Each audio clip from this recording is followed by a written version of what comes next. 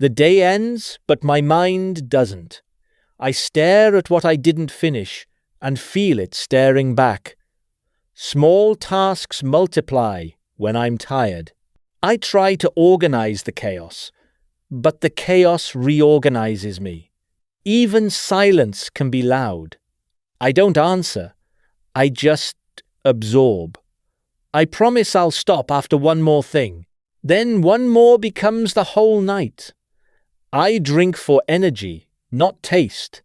But the tiredness stays put. I can't find the right words. Or maybe the words can't find me.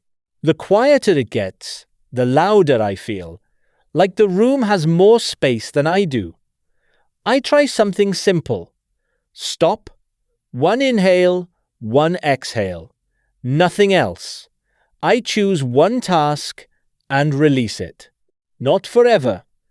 Just not tonight. Morning arrives without asking what I finished. Today can be smaller, and that's enough.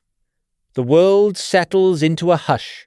In the smallest details, the aftermath becomes a map, hairline cracks, quiet reflections, and the first breath of calm. Nothing announces the change.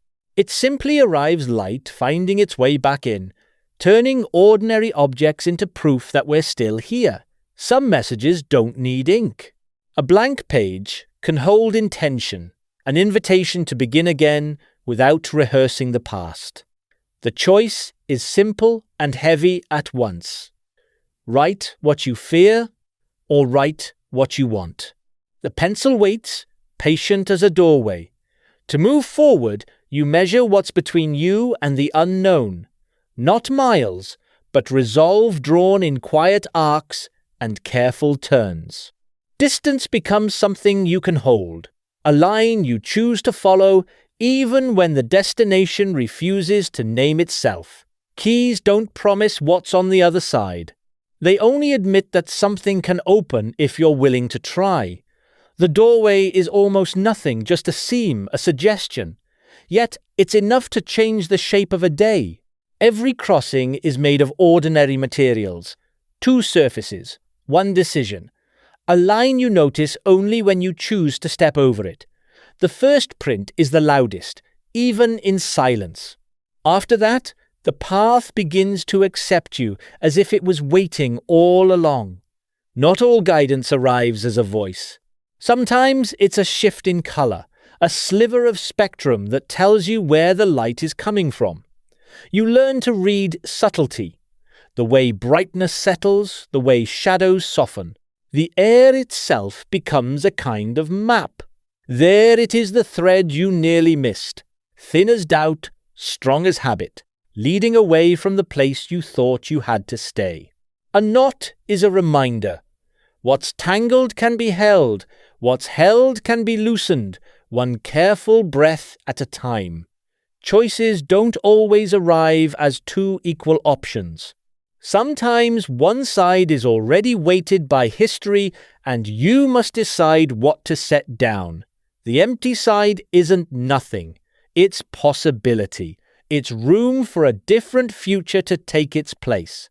Not every light is meant to burn right away. Some are saved, protected from wind, kept for the moment you truly need to see. Preparation can be quiet, a match set within reach. A promise you make to yourself. When it's time, you won't be scrambling in the dark. The horizon doesn't shout. It waits bright and patient, asking only that you look up long enough to remember what open space feels like, and then the view clears. Not because everything is solved, but because you've chosen to keep going toward the light you can finally admit you want. Before the city wakes, the map looks almost alive. Lines like breaths, distances like promises.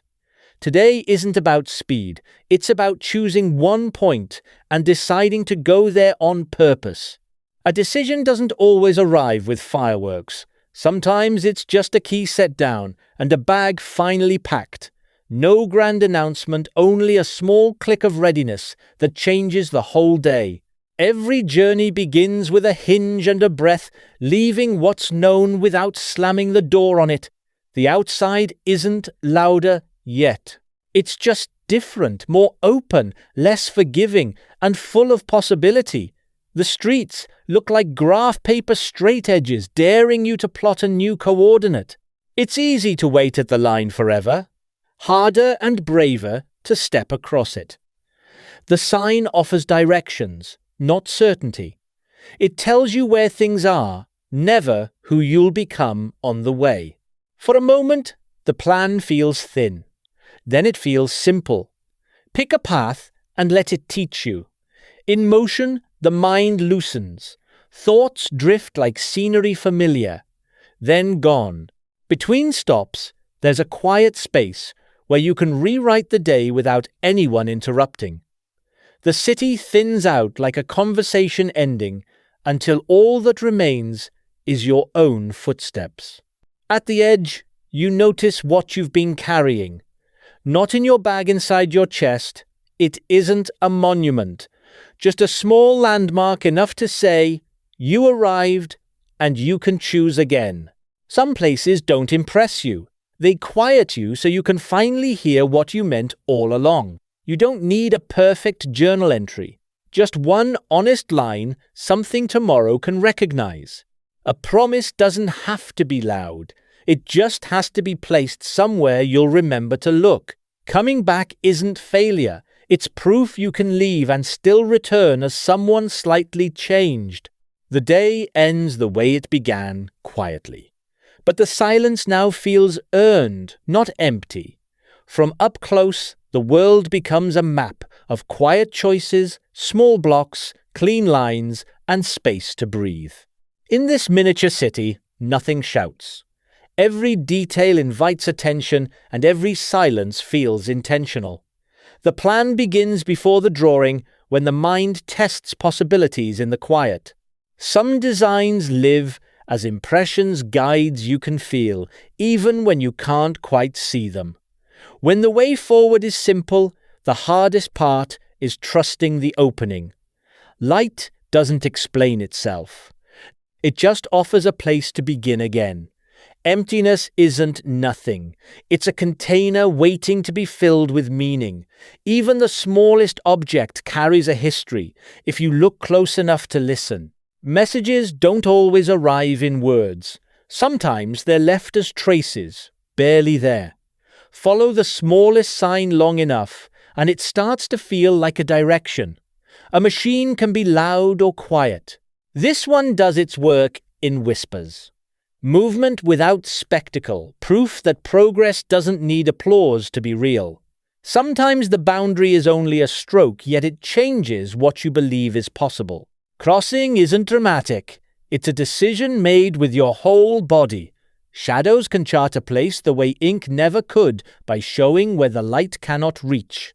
When the light moves, the world redraws itself. The map changes, and so do we. There's a moment when confusion narrows to a single clear fit. Not everything needs to be forced. Some answers arrive when you stop pushing and start aligning. At the end of the path, the horizon doesn't close. It opens quietly, endlessly. What remains is space room for the next idea, the next step, the next breath. The building holds its breath. A door waits half open, as if the story on the other side is deciding whether to begin. No one speaks, yet the space feels answered. The smallest opening becomes an invitation to step forward. A note hangs where a voice should be simple paper, simple tape, carrying more weight than it ought to. The walls remember passing decisions. The floor keeps the tally in marks too small to call evidence, too clear to ignore. Inside the spare room, nothing is staged. The furniture sits the way it was left, honest in its absence. Tiny traces take the place of testimony. A circle on wood suggests a pause, a wait, and someone deciding to leave before finishing. Light moves like a careful listener, leaning in through the curtain, learning the room by touch instead of sound. Time passes in soft geometry. The bright shapes slide forward, marking progress without insisting on it. A key rests in plain sight, uncomplicated and heavy. It promises access, and with it, consequence. Beside it, an envelope waits without sealing the truth inside. What is left open can still be chosen.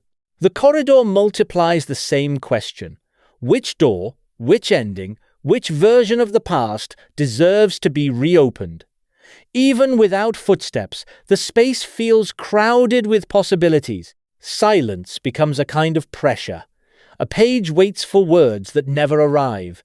The pen stays capped, as if restraint is its own confession. Even what is removed leaves a bruise.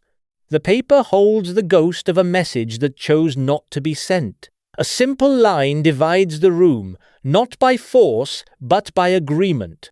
Boundaries can be as thin as tape. Stopping short is still an action.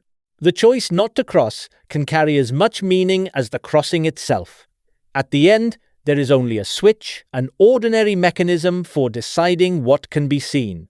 The room lets go without drama. What remains is quiet, and the relief of not needing to explain it.